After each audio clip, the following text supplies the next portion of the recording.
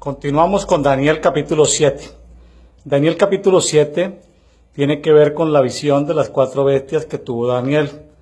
Recordemos que estas 4 bestias que Daniel pudo ver son Babilonia, el Imperio Medo-Persia, Grecia y Roma. Habíamos estado compartiendo de que cualquier visión o sueño de tipo profético tienen 3 tipos de naturaleza que hay que descubrir en cada una de ellas. Hay que ver cuál es la naturaleza terrenal, cuál es la naturaleza espiritual y cuál es la naturaleza celestial. Para poder entender y estudiar este pasaje, sugiero que se separe en partes o en escenas todo el capítulo. El capítulo tiene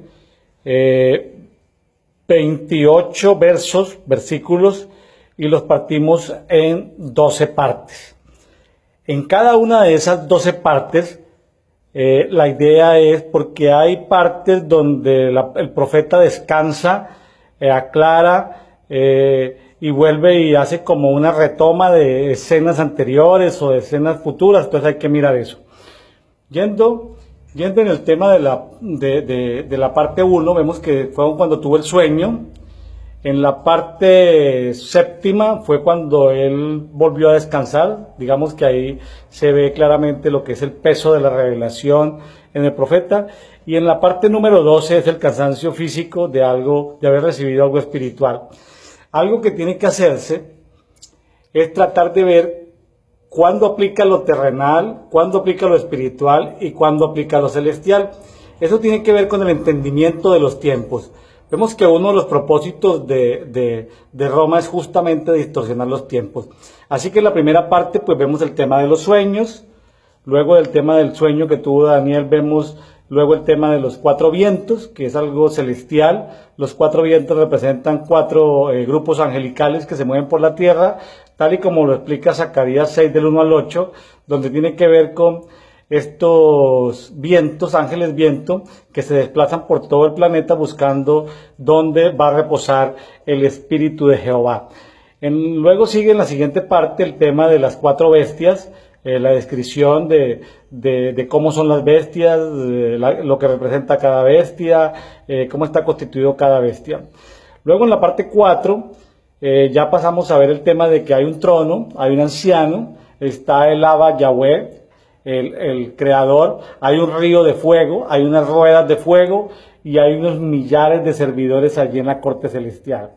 Posteriormente, el profeta Daniel puede ver a Roma muerta, la 4ª bestia, y ve cómo las otras 3 bestias quedan sin dominio. Posteriormente ve en una escena, en la escena número 6, ve al Hijo del Hombre en un reino que permanece por la eternidad. Hasta ahí descansa y se da cuenta, y viene muy a propósito lo que es Isaías 61, como en los primeros 3 versículos, hasta la primera parte del versículo 3, se habla del Evangelio de la Salvación, y en la segunda parte del versículo 3 y hasta el versículo 11 habla de lo que es el Evangelio del Reino. Finalmente, lo que hace que se separe la salvación del reino es cuando aplica la justicia, árboles de justicia. Y la justicia tiene que ver con los tiempos, porque lo que habla Isaías 61 del versículo 3, parte B en adelante, es de cómo restaurar todas aquellas cosas que fueron destruidas en los tiempos en que fueron gobernadas por estos 4 reinos. Luego viene una siguiente parte donde hay un protocolo con los ángeles. Daniel se ve preguntándole a un ángel sobre que le amplíe, que le dé más información. Luego, en la siguiente escena, se ve que la 4ª bestia, o sea, Roma, vence a los santos. Los vence de múltiples maneras. Y es algo similar a lo que muestra el Apocalipsis del profeta Juan. Luego viene una parte donde habla del anciano de días, del juez, del juicio. Y aquí lo que hay que tratar porque son cosas que están en la eternidad. Pero fíjense que cosas que ya están en la eternidad, en lo celestial, podemos ver y procurar que de lo celestial pasemos a lo espiritual y que de lo espiritual pasemos a lo terrenal. Luego viene una parte donde la vuelve de nuevo, en los versículos 23 al 27, viene la parte donde Roma, que es la 4ª bestia, aflige a los santos, y básicamente Roma los aflige con el tema de justicia. O sea, Roma no permite que se establezca la justicia de Dios. Por eso los profetas tipo Daniel, con genética de Daniel o con unción de Daniel o con el manto de Daniel, son profetas de justicia, pero sobre todo, además de la justicia, tienen que entender los tiempos. Aquí hay una parte de los tiempos en que se habla, porque de los tiempos, que no se sabe cuánto tiempo va a ser el tiempo que se le da a esta cuarta bestia para afligir a los santos. Entonces aparece unos pasajes, habla de un tiempo, de 2 tiempos y de medio tiempo. ¿Sí? Un tiempo, en el tiempo profético, equivale a un día, también equivale a un año. 2 tiempos equivalen a 2 días o 2 años. Medio tiempo equivale a medio día, también equivale a 0.5 años. La suma de los tiempos son 3 tiempos y medio, es decir, 3.5 días o 3.5 años. El ministerio de Jesús duró 42 meses, es decir, 3.5 años. Fíjese que si un día es igual a un año, y 3.5 años son 1260 días, también pueden equivaler a 1260 años. 1260 años es el tiempo que se le ha dado a Roma para fatigar, para afligir, inclusive para beber la sangre de los santos. Roma no puede beber la sangre de los que son fieles y verdaderos, pero Roma, Babilonia sí pueden beber la sangre de los santos. Son niveles que hay que entender y procurar avanzar. Unos son las multitudes, otros son los llamados, otros son los escogidos, otros son los fieles, otros son los verdaderos.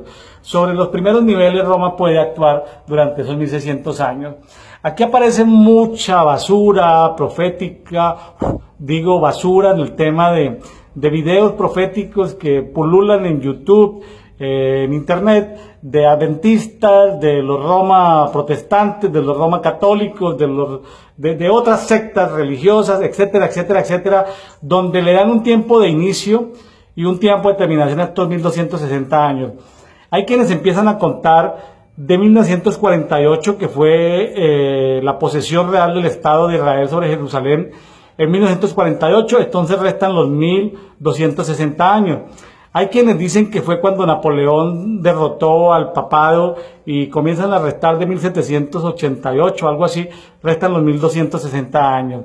Hay quienes hacen otras profecías y juegan con estos 1260 años. La verdad es que hay que entender el tema de los tiempos para poder establecer los tiempos. La aflicción que hace Roma, porque habla de que Roma tiene dientes de hierro con la que aflige, con la que devora a los santos, y dice que tiene uñas de bronce, es decir, con el apoyo de Grecia, y que con los pies desecha todo, destruye todo. Recuerden en la visión de Daniel 2, recuerden la visión de Nabucodonosor cuando hablaba de la mezcla que había en esa estatua entre el hierro y el barro.